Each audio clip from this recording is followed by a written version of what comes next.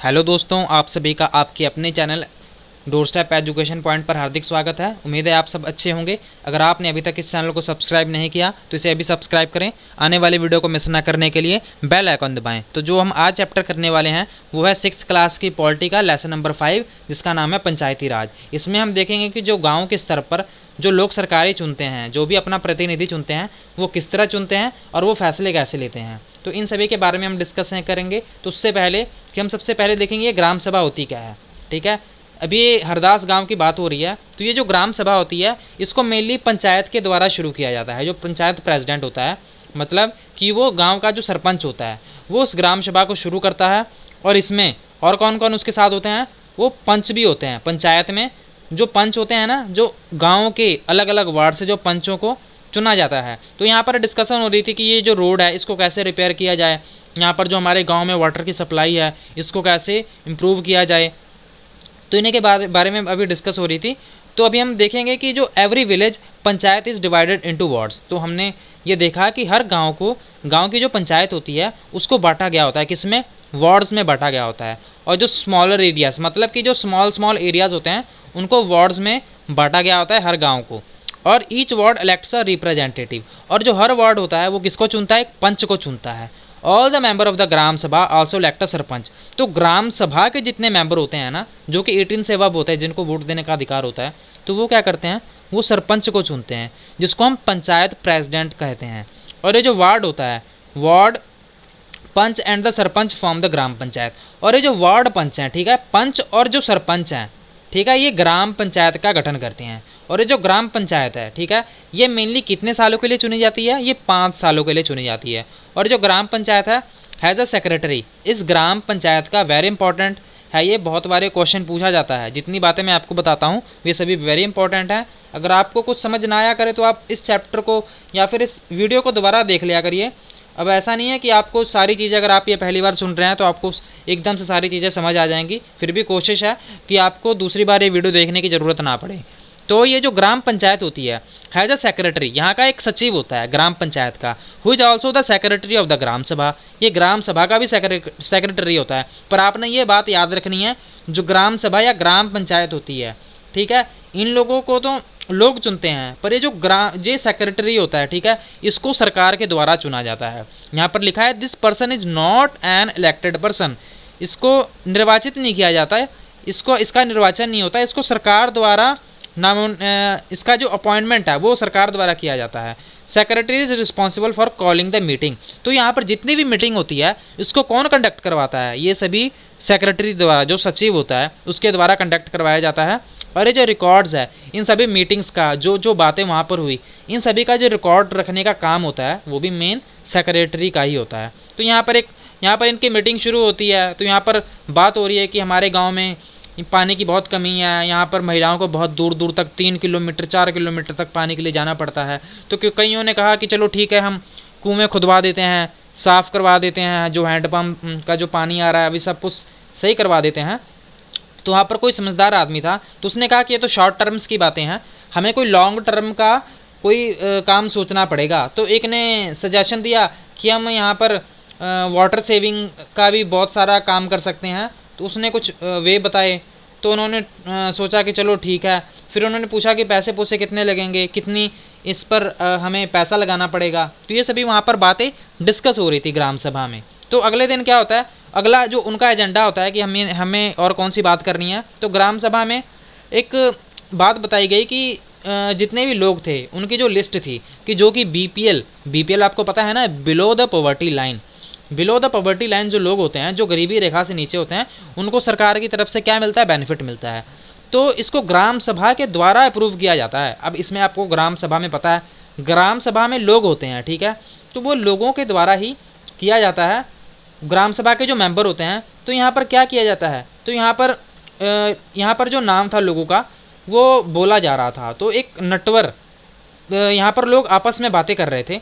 क्या बातें कर रहे थे कि एक नटवर का नाम का एक आदमी है, उसने एक कलर टीवी लिया है और उसके एक बेटे ने उसे एक न्यू मोटरसाइकिल भेजी है, फिर भी उसका नाम है वो बीपीएल लिस्ट में है। अब आप सोच सकते हैं कि उसके पास तो सारी फैसिलिटीज़ होने के बाद भी उसे क्या है, उसे बीपीएल में रखा गया है। कैसे रखा गया है ये अभी हम देखेंगे।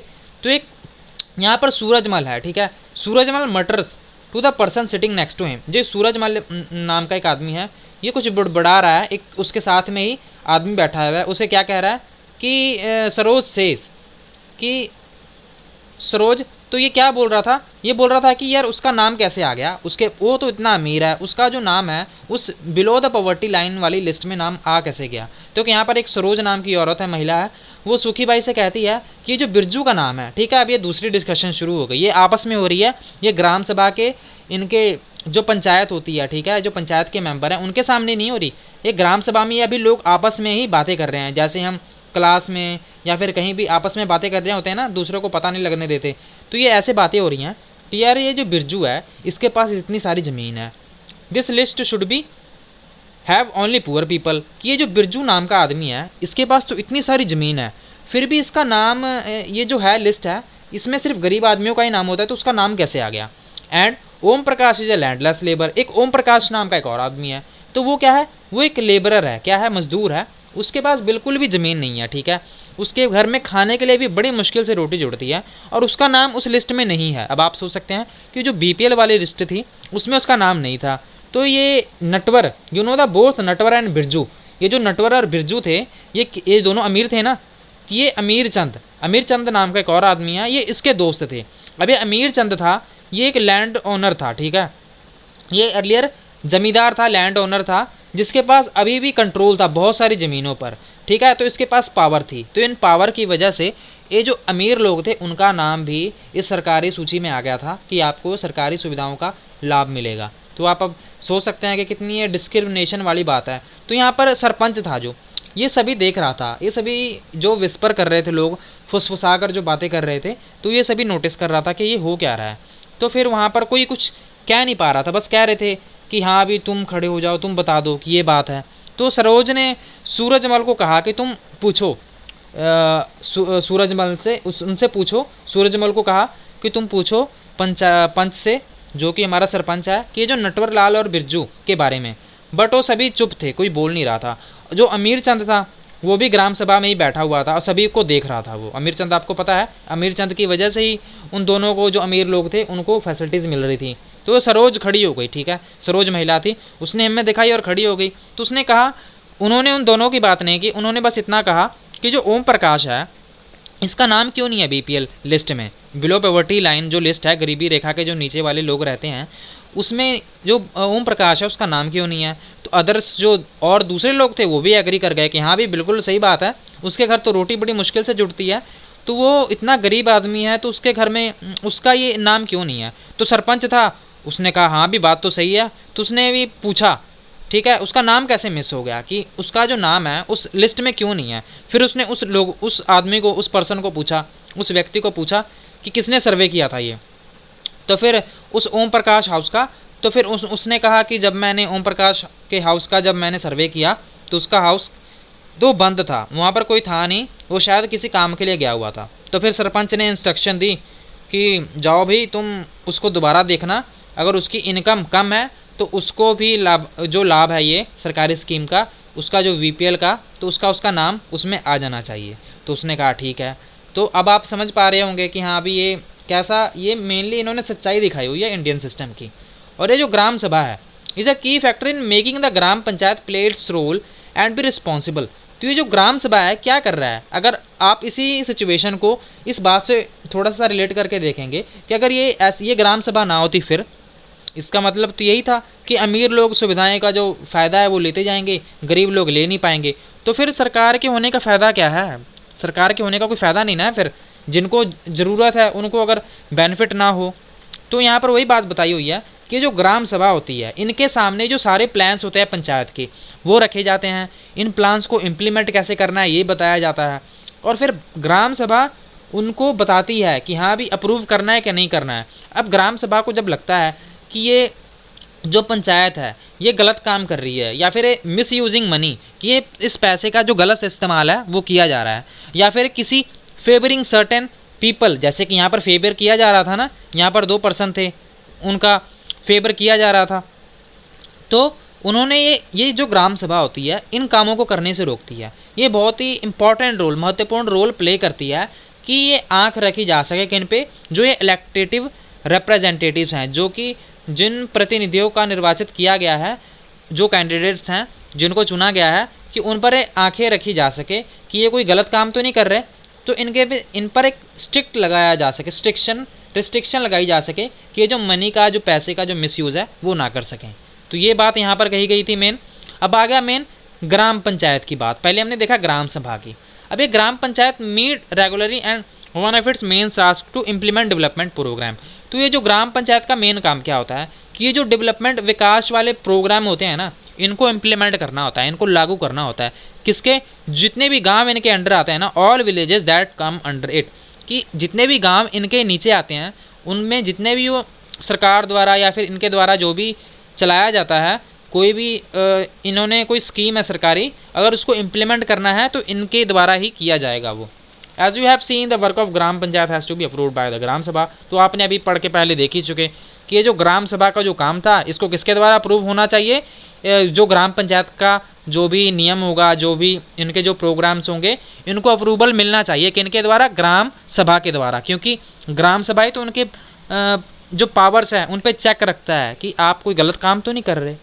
ठीक है, तो ये ग्राम पंचायत जो होती है, इसके मेन काम कौन कौन से होते हैं ये भी आपको पता होना चाहिए। तो जो ग्राम पंचायत है उसके मेन काम कौन कौन से होते हैं, construction and maintenance of water sources, की जो भी जल के संसाधन है, जैसे कि कोई भी नल है, कोई भी कुआं है, लोगों को पानी पीने में कमी हो रही है, तो ये किनका काम है, ये मेनली ग्राम पंचायत ही करवाएंगी। और जितनी भी सड़कें हैं, अभी वहाँ पर स्टार्टिंग में ही हमने जब पढ़ा कि जो भी सड़क थी जो गाँव को शहर से जोड़ती है, तो उसको हम उसकी मरम्मत करवानी थी, तो ये काम कौन करवाएगा, ये ग्राम पंचायत करवाएगी। ड्रेनेज सिस्टम है, जो भी स्कूल बिल्डिंग है या फिर अदर कॉमन रिसोर्सेज हैं, इन सभी का काम कौन करवाएगा, ग्राम पंचायत करवाएंगे। और ग्राम पंचायत का क्या काम होगा, living and collecting local taxes, की जो भी वहाँ पर कर दिया जाता है उसे भी वो इकट्ठा करने का काम करेंगे। एग्जीक्यूटिव गवर्नमेंट स्कीम्स, तो यहाँ पर जितने भी जो गवर्नमेंट के द्वारा, केंद्र सरकार के द्वारा जो स्कीम चलाई जाती है या स्टेट सरकार के द्वारा, तो उन पर क्या करना है, उन पर इनको मेनली लागू करवाना है उन स्कीमों को। तो यहाँ पर अभी हम देखेंगे कि जो सोर्सेज हैं, जो इनको पैसे मिलते हैं, किसको, ग्राम पंचायत को, वो कहाँ कहाँ से मिलते हैं। तो यहाँ पर जो हाउसेज, जो मार्केट प्लेसेस जो टैक्स मिलकर आता है, उनको ये इकट्ठा करते हैं। Government scheme funds received through various department of the government through the जनपद एंड जिला पंचायत के अंदर जितने पैसे आते हैं वहाँ से इनको पैसे मिलते हैं। या फिर किसी कम्युनिटी से इनको डोनेशन, जो भी चंदा वगैरह मिलता है, वो इनसे क्या करते हैं, इनका इस्तेमाल करते हैं, किसमें, उस गांव के लिए। यहाँ पर लिखा है 2 village panch from Maharashtra who were awarded the Nirmal Gram Puraskar in 2005 for excellent work done by them in the panchayat. Very beautiful, कि यहाँ पर क्या बताया हुआ है कि महाराष्ट्र में, कि वहाँ पर 2 विलेज थे, ठीक है, 2 विलेज पंच थे, ठीक है, महाराष्ट्र में, उनको अवार्ड दिया गया था निर्मल ग्राम पुरस्कार 2005 में। क्यों दिया गया था, क्योंकि उन्होंने पंचायत में, ठीक है, जो अपना काम था बहुत ही खूबसूरती से, बहुत ही अच्छे ढंग से किया था। आपको यहाँ पर पिक दिख रही होगी एक महिला की। So let's see what the Hardaram gram panchayat was able to do. Do you remember the option that were suggested to solve the water problem in the gram sabha. तो आपने देखा, मेनली ये बात बताने का ये मतलब है कि जो वहाँ पर आपने अभी सिचुएशन देखी कि वहाँ के जो लोग हैं वो अपने आप ही जो प्रॉब्लम्स हैं उनको सॉल्व करने की कोशिश कर रहे हैं। तो वहाँ पर पहले मीटिंग हुई, तो वहाँ पर जो कुछ बातें थी वो सामने लाई गई कि हाँ, हम इस प्रॉब्लम को ऐसे सॉल्व कर सकते हैं, ठीक है। तो वहाँ पर मेन कौन कौन था वहाँ पर, ये जो मीटिंग थी इसके के द्वारा की गई थी, सरपंच था वहाँ पर, वार्ड मेंबर्स थे और सेक्रेटरी था, ठीक है, sarpanch, ward member and secretary. और जो gram panchayat member first discuss this suggestion, तो ग्राम पंचायत मेंबर्स ने क्या किया, इस सजेशन को डिस्कस किया, डिपेंड इनटू हैंडपम्प, कि हाँ वो पहले हैंडपम्प लगाएंगे, क्लीन वन वेल, एक कुआं खोदेंगे, सो दैट जो गांव वाले होंगे उनको पानी की कमी ना हो। तो जो सरपंच था, ठीक है, पंचायत प्रेसिडेंट, उसने सजेस्ट किया कि panchayat had receive some money for maintenance of handpump. तो उन्होंने कहा कि हाँ भी हमें थोड़े पैसे मिले हैं जो कि हम इसका इस्तेमाल कर सकते हैं, किसके लिए, फॉर कंप्लीटिंग दिस वर्क, जो भी हम मेंटेनेंस के लिए हम इसका इस्तेमाल कर सकते हैं। The member agreed and secretary recorded the decision. So secretary ने यहाँ पर क्या काम किया, जो सेक्रेटरी था वहाँ का, ठीक है, सचिव था, उसने उस डिसीजन को रिकॉर्ड कर लिया।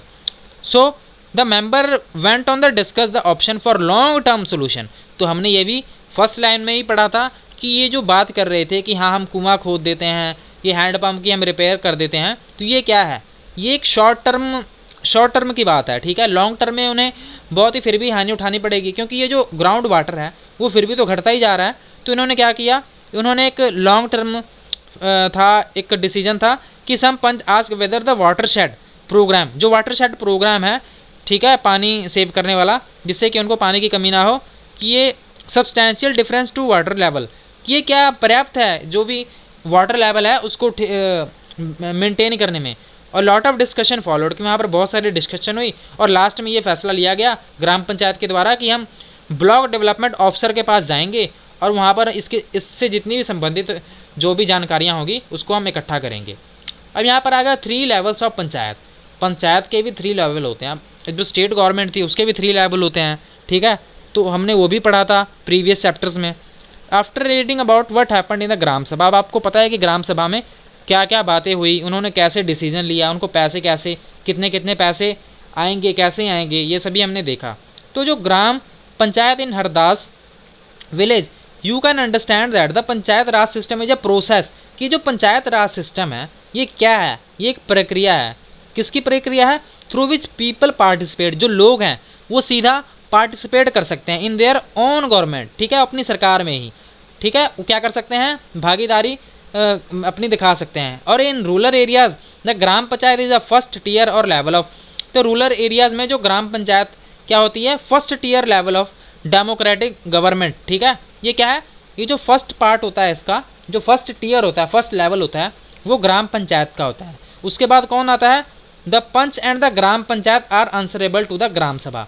तो ये जो पंच होते हैं, ठीक है, जो पंच और जो ग्राम पंचायत होती है ये किसको आंसरेबल होते हैं, ये ग्राम सभा को। हमने ये भी देखा था कि अगर पंचायत में कोई भी इनको लगता है, ठीक है, ग्राम सभा में, कि ये जो फैसला लिया जा रहा है ये गलत है, या फिर इस मनी का जो प्रयोग किया जा रहा है वो गलत किया जा रहा है, जैसे कि वो 2 अमीर लोगों का भी लिस्ट में नाम आ गया था, बट वो जो मोहन एक पर्सन था उसका नाम था, वो अभी भी उसका नाम नहीं था, क्योंकि वो गरीब था, फिर भी उसका नाम जो बीपीएल लिस्ट थी उसमें नहीं था। तो ये क्या है, इस पर फिर उन्होंने एक महिला खड़ी हुई, फिर उन्होंने कहा कि नहीं नहीं ऐसा नहीं होना चाहिए, उनका नाम भी आना चाहिए। तो ये क्या है, ये सभी उन पर चेक्स एंड बैलेंसेस, कि उनकी जो पावर्स हैं उन पर रोक लगा रही हैं कि आप अनलिमिटेड इन पावर्स का इस्तेमाल नहीं कर सकते, किसी के फेवर के लिए ये लॉ नहीं बना सकते।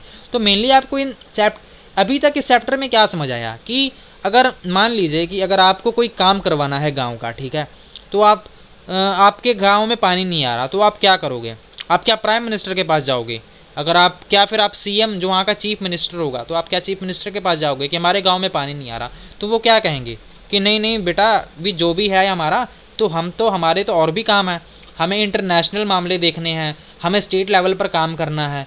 तो ये काम मेनली वो नहीं करेंगे, उनको और भी बहुत सारे काम हैं। तो इसलिए मेन जो ये लेवल था लोगों का, कि लोग सीधा अपने कामों को गांव के स्तर पर करवा सकें, इसलिए लेवल थे जो द लेवल्स ऑफ पंचायत, इनको बनाया गया, पंचायती राज बनाया गया, ठीक है, जिससे उन गांवों में काम हो सके। और ये पंचायत के जो पंच होते हैं, सरपंच होते हैं, इनकी बात तो सुनी जा सकती है ना सरकार तक, ये अपनी बात तो पहुंचा सकते हैं। तो मेनली ये समझने वाली बात थी। This idea of people participation in the panchayati raj system extended to other levels, कि ये जो पंचायती राज सिस्टम है इसको 2 अदर लेवल्स पे भी है। ये कौन कौन से हैं, एक तो है ब्लॉक लेवल, ठीक है, विच इज कॉल्ड जनपद पंचायत। एक तो होती है जनपद पंचायत या फिर पंचायत समिति, ये ब्लॉक लेवल पर होती है सबसे हायर वाली। और उसके बाद आती है पंचायत समिति, या फिर इसके अंडर मैनी ग्राम पंचायत आती हैं, ठीक है। पंचायत समिति के अंडर अभी हमने जितना चैप्टर पढ़ा वो मेनली ग्राम सभा के बारे में आपने देख लिया, ग्राम सभा क्या होती है, ग्राम पंचायत क्या होती है। तो ये जो पंचायत समिति होती है इसके अंडर बहुत सारी ग्राम पंचायत आती हैं, ठीक है।